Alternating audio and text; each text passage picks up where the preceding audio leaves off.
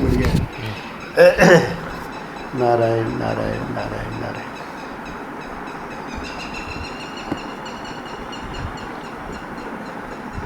अभी जो जिस प्रकार की मतलब जो चर्चा चल रही थी, तो महाराज श्री का क्या हुआ कि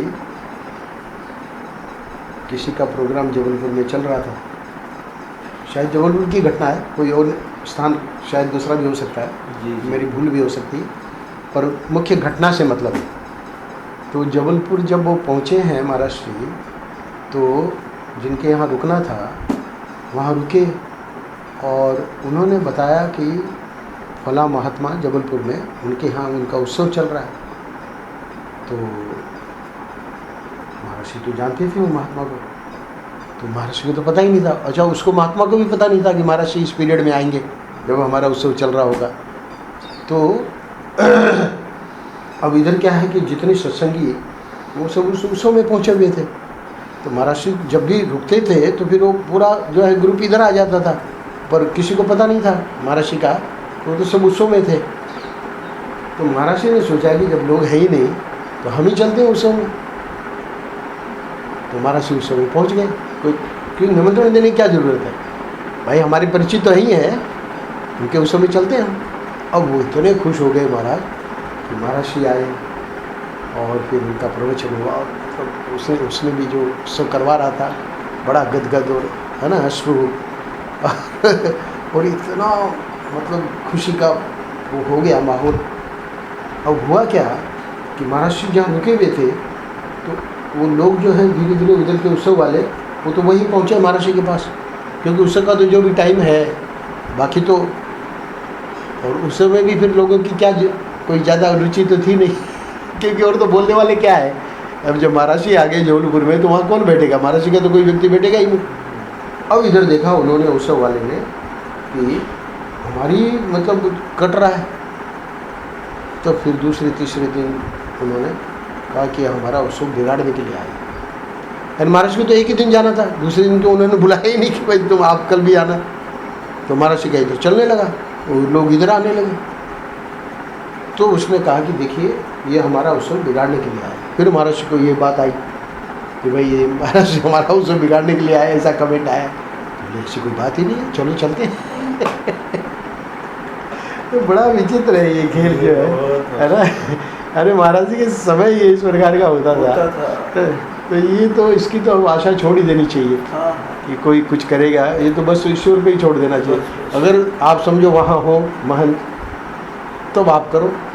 अब जो है उनको या तो आपका बहुत बढ़िया रिलेशनशिप है, आपका मतलब समझो महेशानंद जी का, या समझो कि कंचन कनमाराचारी, क्योंकि हम तो अपने को महर्षि ने पहले ही कह दिया गोपालगढ़ में बैठो और अपना भजन करो, तो उसमें जाना ही नहीं किसी को। चले भी जाते हैं गलती से तो महर्षि उसको रोक लेते हैं। तो वो लोगों के हृदय में, अब देखिए कंचन के मन में आया कि राजा राम शास्त्री जी का होना चाहिए, किया पूरी भागवत हुई 3 साल 3 महीने श्रीधरी टीका। इसके बाद कंचन के मन में तो क्या उनका तो पूरा ही हो गया राजा राम जी का, क्योंकि स्वास्थ्य खराब हो गया। पर इधर हमारे मन में इनको आचार्य जी को लेके हुआ है ना, अभी हो ही रहा है, अभी आएंगे। पर क्या है कि इन नहीं सुनो तो सही, पर इन चीज़ों में भी एक मतलब हिंट मिलता है कि उसमें वेलकम है कि नहीं, है कि नहीं। तो अब जब व्यक्ति को पता लग जाता है कि वेलकम नहीं है तो फिर वो चीज़ें फिर ड्रॉप हो जाती हैं ऑटोमेटिक। उत्साह दिखना चाहिए ना। हाँ वही तो मैं कह रहा हूँ ना। तो वो चीज़ें फिर ड्रॉप हो जाती हैं। तो इधर भी देख रहे हैं कि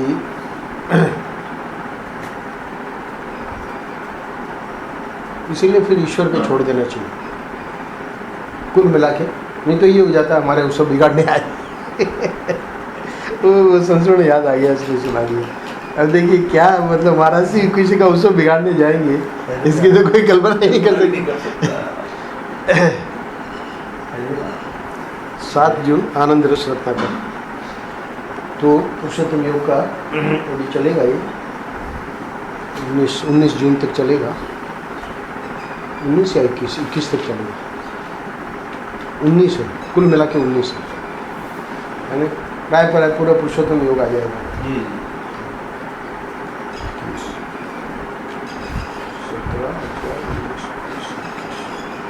21 तक चलेगा। नारायण नारायण नारायण नारायण। दुख मिटाने का उपाय तो बहुत बढ़िया मिल गया।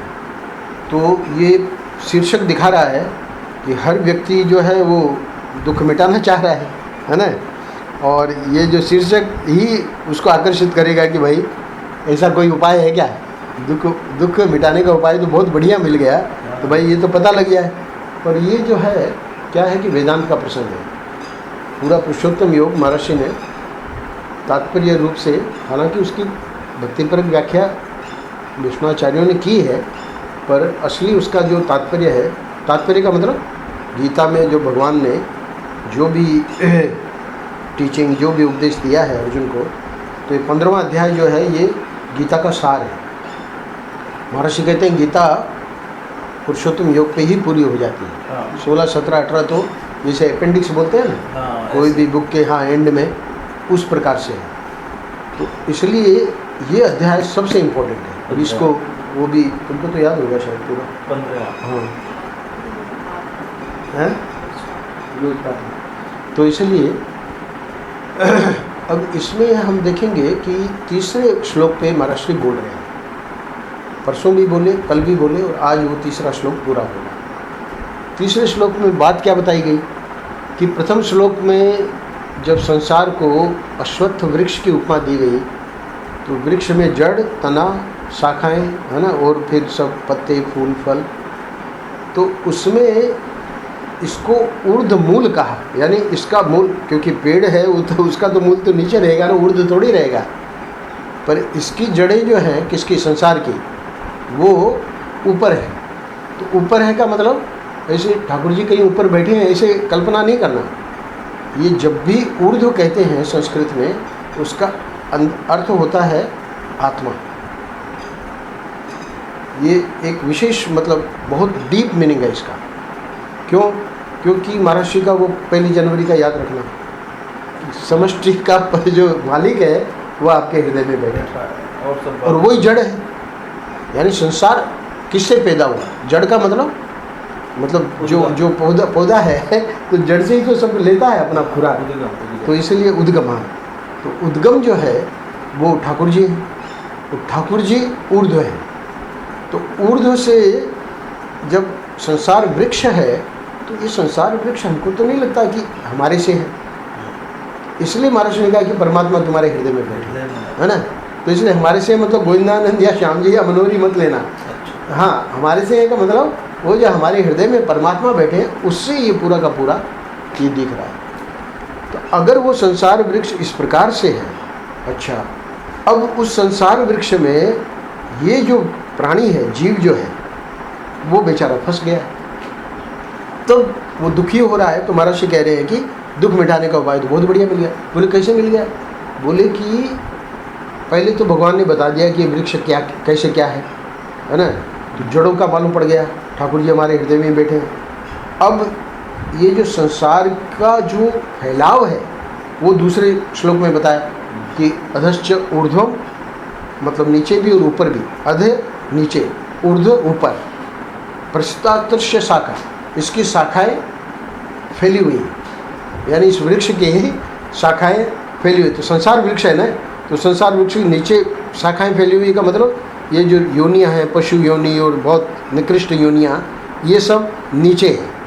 और देवता और है ना ये जो योनियाँ हैं ये ऊपर की शाखा है। इसी संसार, पूरा संसार ही है।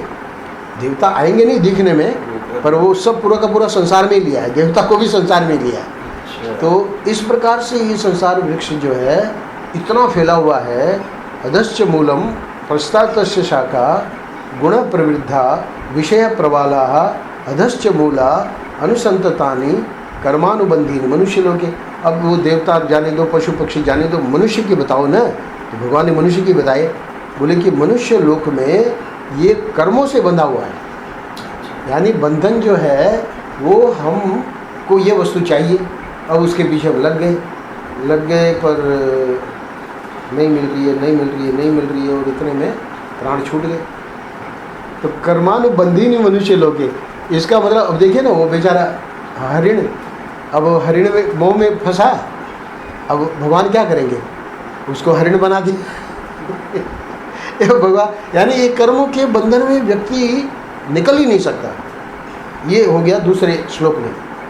तब फिर तीसरे श्लोक में भगवान को बताना पड़ा, भगवान को तो ये बताना है कि भाई कैसे निकलोगे। अर्जुन को दे रहे हैं ना उपदेश, तो अर्जुन को माध्यम बना के हम सब लोगों का मतलब कल्याण के लिए तब बता रहे हैं कि न रूपमस्य तथोपलभ्यते नान्तो न चादिर न च संप्रतिष्ठा अश्वत्थमेनम सुविरूढ़ मूलम असंग शस्त्रेण दृढ़ेन च। तो पिछले 2 पृष्ठों में यानी परसों और कल इस श्लोक पे काफ़ी चर्चा महर्षि ने करी, पर एक जो बात छूट गई मतलब जो रह गई है वो आज के पृष्ठ में हमने ले ली, क्योंकि वो बहुत महत्वपूर्ण है। क्या? असंग शस्त्रेण दृढ़ेन चित्वा, यानी महर्षि कह रहे हैं कि इसको तुम संसार वृक्ष को ये जन्म मृत्यु का चक्कर कटेगा ही नहीं, तो इसलिए तुमको अब ठाकुर जी के पास बैठना पड़ेगा। जब तक तुम इस संसार मतलब कुछ लेने के लिए जाओगे तो फंस जाओगे। इसलिए एक महात्मा थे, तो उसको बड़ा डर लग रहा था मृत्यु का, क्योंकि उसको पता लग गया था कि यमराज आएंगे। तो ज्योतिष ने बता दिया होगा, तो गुरु जी को कहा कि ऐसे ऐसे और मेरे को आज रात ही मतलब मृत्यु है मेरी। बोले बेटा कुछ डरना नहीं, तुम जो ये कुटिया है, वो कुटिया का वो घेरा था, बाउंड्री थी, बोले इसके बाहर मत जाना, कुछ नहीं होगा। निश्चिंत हो गया, बैठा रहा। यमराज ने देखा कि भाई वहाँ से तो नहीं ले जा सकते, क्योंकि गुरु जी के चरणों में बैठा है, तो उसको कैसे प्रलोभन देगी और यहाँ से निकले। तो यमराज को पता था कि इसको चिलम की आदत है। यमराज को तो सब पता रहता है ना, बस वो तो अपना दूसरा रूप बना के और वहाँ अपना लगाने लगा, खींचने लगा। अब इसका बड़ा मन चले, हालांकि गुरुजी ने कह दिया था। अब वो तो वो जो अपने प्रेम की वस्तु आ जाती है ना, डायबिटीज वाले को पता है कि कहाँ बचा पाते हैं अपने को। तो बस जैसे ही यमराज जी ने वो शुरू किया, अब इधर इसको वो धुआं लगी, तो सब भूल गया कि गुरुजी ने कहा है कि इधर अंदर ही रहना है। वो तो यमराज जी थे जैसे ही बाहर निकला तो यानी अब इसका उपाय तो बहुत बढ़िया मिल गया, दुख का उपाय है ना, दुख का काटने का उपाय तो बहुत बढ़िया मिल गया। क्या कि असंग शस्त्र से इसको, यानी इसमें संग नहीं करना है। आप देखें हम लोगों की जो जितनी क्रियाएं हैं सुबह से रात तक, उसमें संग ही है, संग है। आज जो सुबह में आजकल पता नहीं महाराज की ऐसी कृपा हो रही है, 2:30 बजे उठ जाता हूँ, हालांकि फिर थोड़ा सा सो लेता हूँ। तो 2:30 बजे उठ के, कल भी 2:30 बजे ही उठ गया था। तो वो वाक्यवृत्ति जो बड़ी वाली पुस्तक है ना, स्वयं प्रकाश गिरी की, वो देख रहा हूँ कि उसमें बहुत इम्पोर्टेंट है बहुत गंभीर और बहुत डीप है, बहुत डीप है।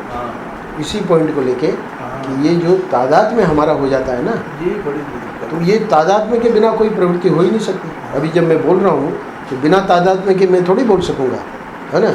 अगर मैं भाई स्वामी जी को तो समाधि लग जाती है, तो अब क्या तुम आके बैठोगे स्वामी जी को समाधि में चले जाओगे, और क्या करोगे, दर्शन करके चले जाओगे। पर जब तादाद में होगा तब तो व्यक्ति इसको बोल पाएगा। तो चलो ये तो तादाद में ठीक है, क्योंकि ये तो अपना अध्यात्म का है। पर जो संसार का तादाद में हो रहा है वो तो बहुत भयंकर है, है ना।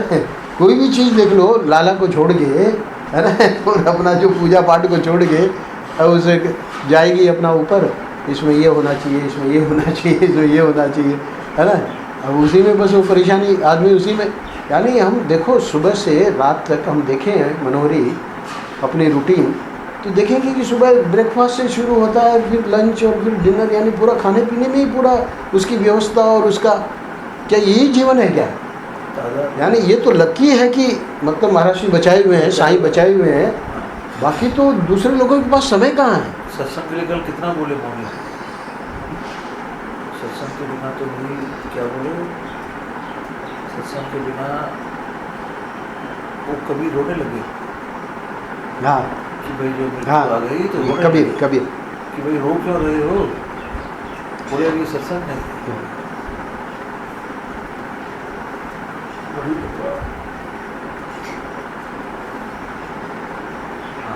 आम भी ले, जो सुख सत्संग में वो वैकुंठ में ना है।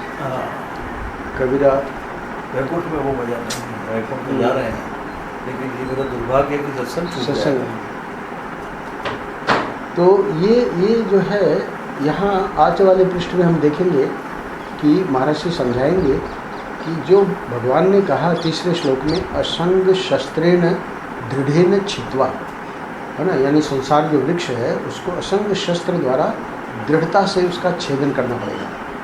तो ये छेदन यानी कुल्हाड़ा लेके हमको कुछ काटना पड़ेगा क्या बोलेंगे? ये नहीं समझना कि कोई कुल्हाड़ा लेकर संसार को मारना पड़ेगा।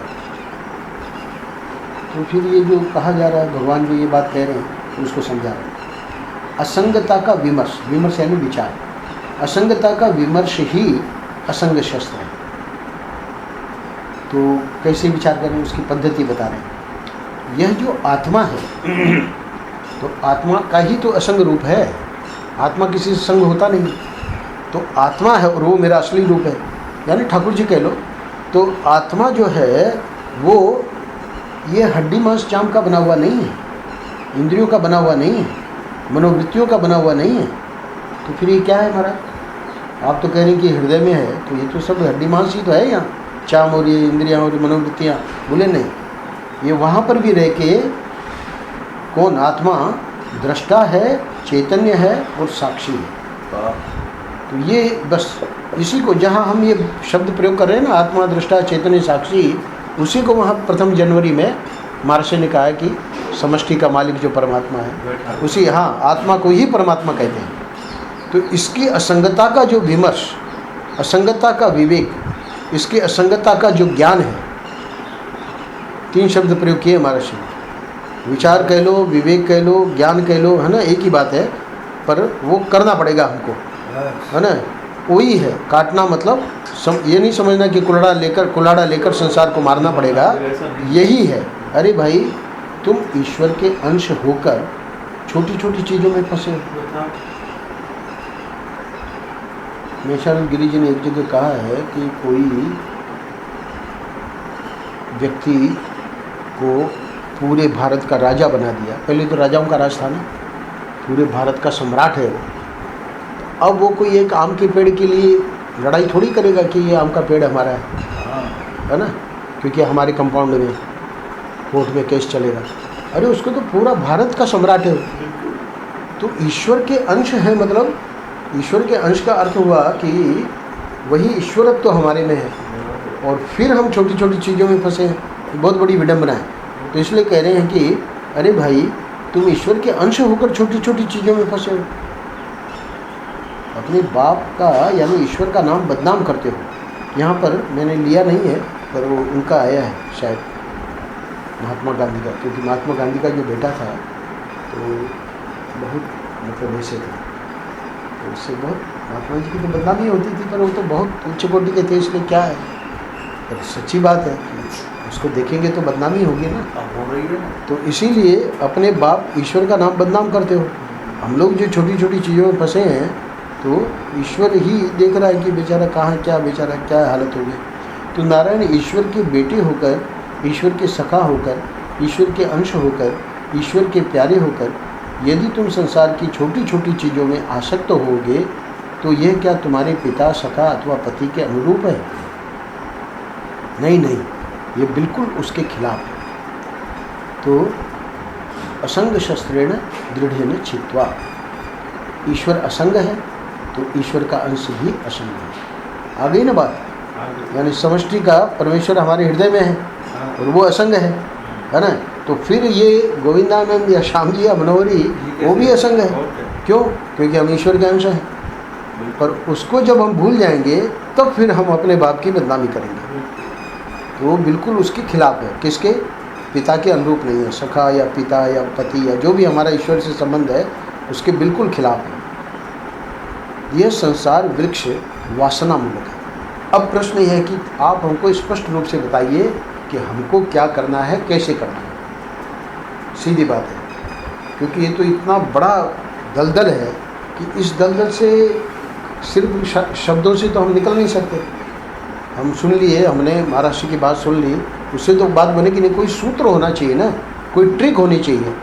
तो वो ट्रिक, इसीलिए महाराष्ट्र का ये आज का शीर्षक है कि दुख मिटाने का उपाय तो बहुत बढ़िया मिल गया। तो उपाय अब आ रहा है क्या, कि ये जितने हमारी ये मोनी जी ने कल वाले में नहीं परसों वाले में बहुत विस्तार में समझाया इसको। उन्होंने समझाया कि कैसे कामना के मूल में संकल्प के मूल में वासना के मूल में बढ़िया घटिया, है ना, गुण दोष, अच्छा बुरा, और उसके मूल में जन्म जन्म के संस्कार, है ना। तो इतनी लंबी चेन है ना, तो इसमें हमको एग्जैक्टली कहाँ अटैक करना है, यानी हमको कामनाओं से छूटना है, हमको ये जो संकल्प है उससे छूटना है, हमको जो है संसार में नहीं फंसना है। तो बोले कि इसका तरीका ये है, तरीका क्या है कि ये जो बढ़िया घटिया, अच्छा बुरा, है ना, गुण दोष, इसी को अटैक करना पड़ेगा। ये महर्षि अभी बताने जा रहे हैं, जो परसों मौनी जी ने बहुत विस्तार में इसको एक्सप्लेन किया था, उसी को बताने जा रहे हैं कि वही उपाय है और कोई उपाय नहीं। आप जो है, हाँ, आप संकल्प को या कामना को या, है ना, वासना को या इन चीज़ों को, जन्म जन्मांतर के हमारे संस्कारों को, किसी को भी आप मतलब टैकल नहीं कर सकते। पर एक चीज़ ऐसी है कि हमने कोई चीज़ देखी, है ना, साधना की दुकान में गए और वहाँ वो चीज़ अच्छी लगी, बढ़िया है ये, तो अब उसकी ज़रूरत नहीं है, तो साधना भी कह रही है कि ले लो, मतलब स्वामी जी नहीं है, समझ लो स्वामिनी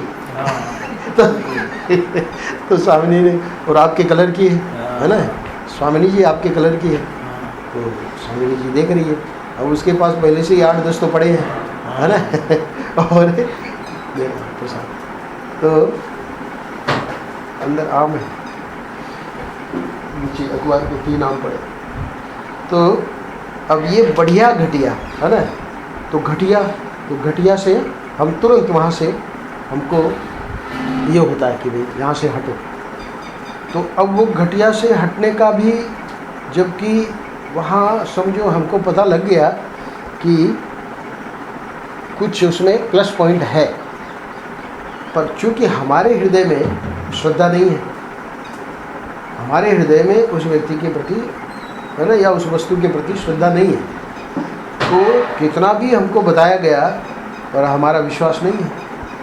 तो घटिया से हटना, बुरे से हटना, बुरा यानी हमारी दृष्टि में, सबके लिए बुरा ये आवश्यक नहीं है। तो ये जो हमारी हर एक की डेफिनेशन अलग अलग है ना।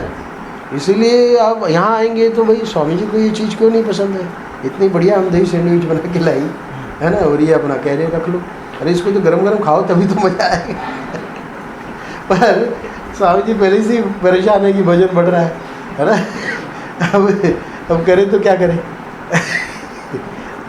वजन बढ़ रहा है, मतलब हमारी वो वेइंग स्केल बता रही है, आप इधर देखने से नहीं पता लगेगा तो उसको फिर कंट्रोल करेंगे तभी तो होगा। ऐसा थोड़ी कि भाई चलो आ गया सैंडविच है उसको खा लो, साधना पूछ लाइए तो वो भी खा लो फिर तीसरा कोई आएगा, अभी आने वाले हैं 10 बजे ट्रांसलेशन वाले, इंग्लिश ट्रांसलेशन कर रहे हैं ना। वो हाँ, तो ऐसा नहीं चलता है उसमें। इसलिए उड़िया बाबा जी ने बता दिया साधकों के लिए कि बार बार मुँह जूठा नहीं करना चाहिए, साधक हो तो, है ना। तो बल्कि ऋतु आनंद रत्नाकर का हमारा चल रहा था, तो ये इंग्लिश ट्रांसलेशन कर रही है, आज आने वाली है, बहुत बढ़िया कर रही है। कामेश्वर जी जो चेन्नई के हैं, उसी से मैंने सीधे करवा दिया, उन्होंने बहुत प्रेज किया। तो हुआ क्या कि आनंद रत्नाकर में वो आ गई, बैठ गई, हमारा चल रहा था वहाँ आनंद दर्शन में, तो बैठ गई। तो उस दिन ये उड़िया बाबा वाली बात आई जो अभी मैं बता रहा था कि बार बार मुँह जूठा नहीं करना चाहिए।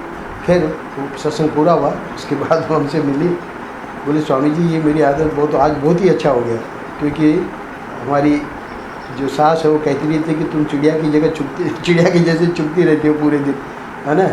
तो ये बहुत अच्छा हो गया, आपने बता दिया, अब आज से मैं नियम लूँगी कि यानी किसका कैसे कब कौन सा कल्याण, हाँ, कौन सा वाक्य उसको मिलने जा रहा है, ये भी ईश्वर की।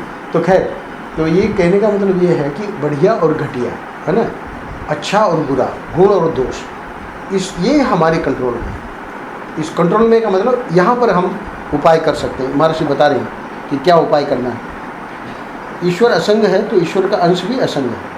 वो संस्कृत का है ना, असंग शस्त्रेण दृढ़ेन छित्त्वा, भगवद गीता 15:3, उसके आगे। तो ये संसार वृक्ष वासना मूलक है, और वासना राग द्वेष मूलक। तो राग द्वेष मूलक क्या है उसको समझा रहे हैं महर्षि आगे की पंक्ति में। कुछ पाने की वासना होगी तो उसमें राग होगा, और कुछ छोड़ने की वासना होगी तो उसमें द्वेष होगा। तो वासना और वासना से बने हुए संसार को छोड़ने का उपाय क्या है? हमारा प्रसंग यही चल रहा है कि संसार में व्यक्ति फंसे नहीं। संसार में रहना तो संसार में ही पड़ेगा। जो नाव है वो जल में ही रहती है ना? नाव जल में ही रहेगी, पर जल को नाव में नहीं आना चाहिए। हमको संसार में ही रहना पड़ेगा, पर संसार जब हमारे अंदर आ जाता है तब हमारा पतन हो जाता है। तो संसार मतलब हम संसार में रह लें और संसार हमारे अंदर ना आए, इसकी कोई युक्ति है क्या? वो बता रहे हैं महर्षि। कह रहे हैं कि वासना और वासना से बने हुए संसार को छोड़ने का उपाय क्या है? छोड़ने का मतलब ये नहीं है कि छोड़ के अपना वृंदावन छोड़ के हिमालय चले जाना है, ये नहीं कह रहे। छोड़ने का मतलब इसकी ट्रिक क्या है कि संसार में रहते हुए, जल में रहते हुए, जल नाव में ना आवे। तो नाव तुम्हारी ठीक है, उसमें कोई छिद्र विद्र नहीं है तो नहीं आएगा, है ना? और नाव गड़बड़ है तो उसमें आ जाएगा। तो इसलिए ये कहते हैं कि कटहल को जब काटते हैं तो उसका जो होता है वो हाथ में लगता है ना? तो इसलिए फिर उसको तरीका बताते हैं, और ये पहले हाथों में तेल लगा लो, तेल लगा के और फिर बाद में उसको काटो, कुछ नहीं होगा, क्योंकि वो आपके अंदर नहीं है। तो इस प्रकार से यहाँ युक्ति बताएंगे स्वयं ठाकुर जी, क्योंकि असंग शस्त्रेण दृढ़ेन चित्वा है ना, तो उसकी व्याख्या महर्षि कह रहे हैं कि संसार के वृक्ष को जब काटना है तो काटने का अर्थ क्या है कि ये जो वासना मूलक जो संसार है उसको छोड़ने का उपाय क्या है? उपाय क्या है कि राग द्वेष की जितनी न्यूनता होगी उतना राग द्वेष से बना हुआ संसार कटेगा। इसका समूल उच्छेद करने के लिए यह जरूरी है कि वासनाओं का मूल जो राग द्वेष है उसकी निवृत्ति हो गई। राग द्वेष करने वाले का संसार नहीं छूटता। तो अभी ये राग द्वेष की निवृत्ति पे मत जाना महर्षि। वहाँ ये तो मैंने संक्षेप में लिया है ना, विस्तार में बोले हैं।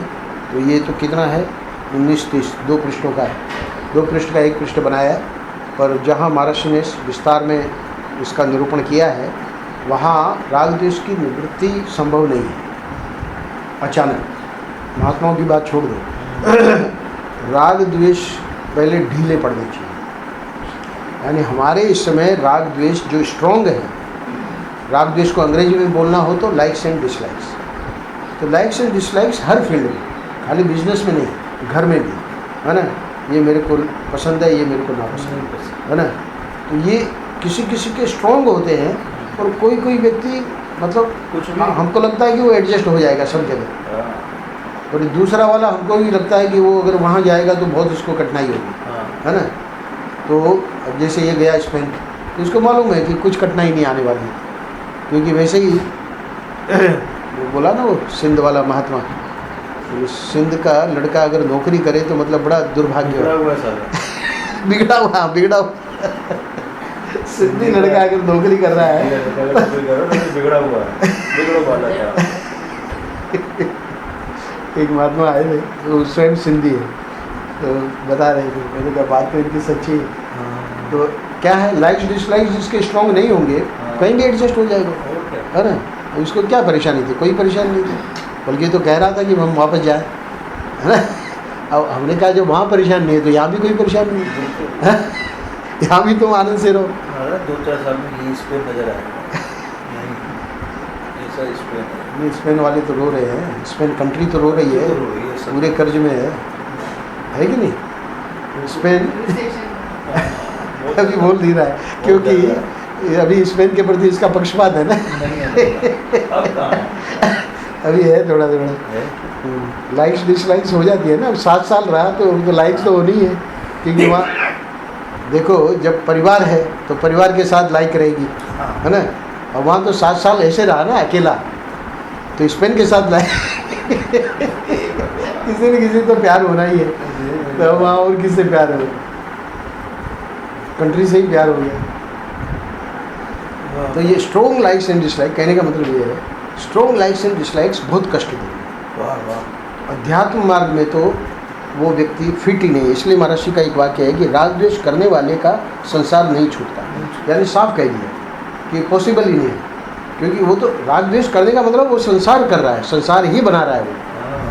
पर ये जो व्यक्ति जिसने राग द्वेष ढीले कर लिए, तो इसका मतलब उसने अपना राग अपना प्रेम ठाकुर जी से जोड़ लिया, है ना। वाह वाह। तो ठाकुर जी से जोड़ लिया, तो फिर बाद में द्वेष, द्वेष का मतलब ये है वहाँ पे भक्त के लिए कि जो ठाकुर जी को नहीं मानता, जो ठाकुर जी की जिसमें कोई रुचि नहीं है, हमारी भी उसमें रुचि नहीं है, यानी द्वेष नहीं है उसका, पर इंडिफरेंट, यानी उदासीन है। द्वेष नहीं रहेगा, भक्त के हृदय में द्वेष नहीं रहेगा, पर वो उदासीन रहेगा कि हमको कोई लेना देना नहीं। भाई साधना नंद किशोर आते हैं, बढ़िया है, सत्संग कर ले, पर समझो नहीं आते हैं तो ये थोड़ी है कि हमको द्वेष है, क्यों नहीं आते, आना चाहिए उनको। द्वेष नहीं है, उदासीनता है, वो नहीं आते तो अपने को भी क्या है, नहीं आवे आवे बढ़िया, नहीं आवे बहुत बढ़िया, बहुत बढ़िया, है ना। ऐसे संतों में कहावत है, हाँ, आवे तो बढ़िया, नहीं आवे तो बहुत बढ़िया, क्योंकि वो संत अपना भजन करेगा, है ना। तो इसलिए द्वेष नहीं है, पर ये जो राग द्वेष संसार के हैं, उसको काटने का तरीका ये है कि ठाकुर जी से राग हो जाए। तो ठाकुर जी से जब राग हो जाएगा तो फिर ये द्वेष वाली बात ही खत्म हो जाएगी। तो नारायण न प्रकृति दुख देती है, न ईश्वर दुख देता है, न जगत दुख देता है।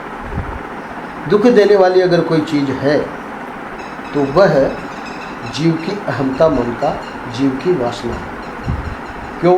क्योंकि प्रकृति, ईश्वर अथवा जगत दुख देता है ना, तो फिर वो दुख सबको होना चाहिए। समझो कि एक व्यक्ति आके हमारे पास कंप्लेन कर रहा है कि जगत दुख दे रहा है, तो अगर जगत दुख दे रहा है तो जगत में हम भी हैं, तो अगर वो दुखी हो रहा है तो हमको भी दुखी होना चाहिए। तो इसका मतलब जगत दुख नहीं देता है, बोले ईश्वर दुख देता है महाराज, हमारे शायद कर्म ऐसे हैं। तो महाराज कह रहे ईश्वर भी दुख, क्यों? क्योंकि जैसे एक माँ बाप हैं, वो कभी भी अपने बच्चे का अहित नहीं सोच सकते, तो ईश्वर तो माताओं की माता है ना, वो भला कभी दुख देंगे क्या? ये तो बिल्कुल ही गलत है डेफिनेशन। ये महाराज ईश्वर, हाँ, कोई आके हमको कंप्लेन करे जब से मैं आया हूँ वृंदावन, ये ईश्वर जो है बिहारी जी हमारे पीछे पड़े हैं, है ना अरे बिहारी जी तो प्यार करेंगे, उनको तो कोई बोले नहीं हमको स्वामी जी दुख देते हैं, तो थोड़ा सा समझो उसको, है ना। तुम जिसको दुख कह रहे हो वो बिहारी नहीं दे रहे हैं दुख, तुम्हारे कर्मों के कोई भोग है, उसको निपटा लो, उनको भोग लो, है ना। उसमें भी बिहारी जी की कृपा है कि ये दुख वाले जो कर्म खत्म हो जाएंगे, सुख तो आना ही आना है। रात बीतेगी तो दिन आएगा कि नहीं, कि रात ही बनी रहेगी 24 घंटे? भगवान ने बनाया ऐसा है। देख लो कोई भी सुख के बाद दुख तैयार खड़ा है, कोई, जबकि हर प्रयास हो रहा है हर व्यक्ति के द्वारा, है ना, पर उसको आप नहीं रोक सकते। क्यों? क्योंकि सुख के बाद दुख, दुख के बाद सुख, ये उसका जैसे रात के बाद दिन, दिन के बाद रात। तो इसलिए फिर ये उसमें ठाकुर जी को भी ब्लेम करने की ज़रूरत नहीं है। बोले ईश्वर नहीं, है ना, जगत भी नहीं, प्रकृति जो है वो दुख दे रही है महाराज, आपको मालूम नहीं है। तो प्रकृति क्या है? बोले सत्व रज और तम। ये प्रकृति मतलब ये सब टेक्निकल वर्ड्स है। तो सत्व रज तम दुख दे रहा है, तो बोले सत्व रज तम भी दुख नहीं देता है ना। महर्षि बता रहे आगे क्या दुख देता है। दुख देने वाली अगर कोई चीज़ है तो वह जीव की अहमता ममता, जीव की वासना है। क्योंकि प्रकृति जो है, नेचर जो है, उसमें सत्वरज तम है, वो सबके लिए है, जैसे व्यक्ति के लिए वैसे महात्मा के लिए भी है। तो अगर वो प्रकृति दुख देने वाली होती तो महात्मा को भी दुखी होना चाहिए, महात्मा दुखी नहीं है। तो इसका अर्थ है कि ये जो व्यक्ति दुखी हो रहा है उसकी जो वासना है ना, उसकी अहमता ममता जो है, अहमता ममता क्या कि मैं गोविंदानंद, और है ना, वो व्यक्ति मतलब व्यक्ति अपने को जो भी मान रहा है, तो मैं एक्स और ये सब मेरे, तो वो ममता, उस अहमता ममता में उसकी जो बहुत इंटेंसिटी है ना, दृढ़ता है क्योंकि इसी को ढीला करना पड़ेगा, राग द्वेष को ही ढीला करना पड़ेगा। अहमता ममता जीव की वासना है, वो दुख दे रही है, ये डायग्नोसिस हो गई। अब डायग्नोसिस, डॉक्टर ने डायग्नोसिस कर ली श्याम जी, तो अब उसके बाद तो बस आप इलाज करिए अब हमारा, है ना। तो डायग्नोसिस सबकी एक ही है, ये भी बहुत मज़ेदार है। वहाँ तो डॉक्टर के पास जब जाएंगे अलग अलग बढ़ जाए, हाँ, तो कोई किसी को मलेरिया, किसी को स्वाइन फ्लू, किसी को है ना कुछ टाइफॉइड। और यहाँ इसीलिए गुरुओं का काम बहुत सरल है, क्योंकि डायग्नोसिस उनको मालूम है कि जीव की वासना है, अहमता ममता है, और उसी से दुख सुख है, तो राग द्वेष स्ट्रॉन्ग है। तो ये एक बहुत बढ़िया है ना स्वामी जी, आपका काम। इसीलिए लगता है आपने डॉक्टरी छोड़ी, क्योंकि उधर जो है कि उसको स्क्विंट में कितना है क्या है उसका वो नाप जोक करो, फिर ऑपरेशन करो, है ना, फिर भी पता नहीं आँख सीधी होगी कि नहीं होगी। यहाँ तो एक ही है, कोई भी आ जाए, है ना, क्या है भाई, दुखी है, दुखी है तो भाई राग द्वेष। ये बहुत मज़ेदार है। तो बोले ये जीव ने अपने चारों तरफ, अब देखिए बहुत आगे मज़ेदार बात बता रहे हैं महाराज जी, कह रहे हैं हम लोगों की हिस्ट्री बता रहे हैं, ये जीव ने अपने चारों तरफ एक ऐसी गोंद यानी गम लगा ली है कि जहाँ जाता है वहीं चिपक जाता है, है ना। समय भी हो गया, कोई बात नहीं। तो जहाँ जाता है वहीं चिपक जाता है ना। अब ये जहाँ जा रहे हैं वहाँ चिपक नहीं पाएंगे, क्योंकि वो लोग ही निकल रहे हैं 9 बजे, तो चिपकने का इनको मौका ही नहीं तो वहीं चिपक जाएंगे। ओहो डॉक्टर शुक्ला और बहुत बड़े, है ना, कोई नहीं, कोई एक बिहारी जी को छोड़ के कोई बड़ा नहीं है ना। तो शुक्ला उगला काहे के बड़े, तो शुक्ला तो श्याम जी के लिए लड्डू लाए हैं कानपुर से। वो तो श्याम जी को बड़ा मान रहे, है ना। अब श्याम जी जा रहे हैं कि भाई चलो कोई बात नहीं, जब इन्होंने बड़ा मान लिया तो हम भी थोड़ा बड़प्पन दे देते, है ना। बिहारी जी के दरबार में आए हैं, है ना, बिहारी जी के दरबार में आए तो चलो इनका भी प्रेम है ना।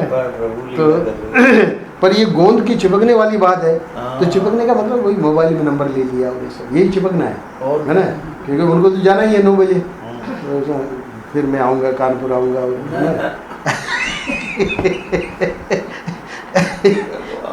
तो मतलब हम लोगों की हिस्ट्री बता रहे हैं महाराज कि ये जीव ने अपने चारों तरफ एक ऐसी गोंद लगा लिया, नहीं ऑलरेडी, हाँ है, ऐसा नहीं कि अभी चुपड़नी है, पहले से ही है कि जहाँ जाता है वहीं चिपक जाता है बस। तो वो चिपकने का मतलब बस यही है, एक ही इंस्ट्रूमेंट काफ़ी है, बहुत जबरदस्त इंस्ट्रूमेंट है।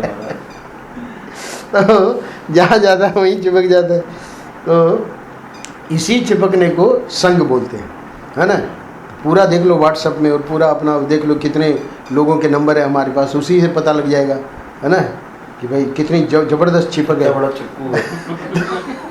तो वासना और वासना से बनी हुई सृष्टि को काटना हो, अब देखिए काटने वाली बात लोग स्वीकार नहीं करेंगे, बोले अभी इसको रहने दो, है ना, ये थोड़ी सी और बढ़ जाए, है ना, बोले जितनी बढ़ेगी उतना फिर काटना मुश्किल होगा, इसलिए अभी से जल्दी से सुन लो ये बात। क्या कि वासना और वासना से बनी हुई सृष्टि को काटना हो तो जो राग द्वेषात्मक संग है, यानी संग रखने के लिए मना नहीं कर रहे हैं महाराज जी, पर वही जो अपने काम के लोग हैं, है ना, जो जिससे हमारी उन्नति होगी अध्यात्म में भी और इधर भी। तो बोले इधर की उन्नति के लिए तो स्वामी जी बहुत ज़्यादा नंबर लेने पड़ते हैं, पर ज़्यादा उन्नति की ज़रूरत नहीं है, बस ठाकुर जी खाने पीने के लिए बच्चों के लिए दे दे, साईं इतना दीजिए जामे कुटुंब समाज, मैं भी भूखा न रहूं साधु न भूखा जाए, सुना होगा आप लोगों ने, बस इतना काफ़ी है। बहुत बड़ी प्लानिंग भारतीय या ब्रजवासी 3 मंजिल, हाँ, उसकी उतनी बड़ी योजना बनाने की क्या जरूरत है, नहीं महाराज भाई अपने भी तो शांति से रहे, कर तो रहे महाराज।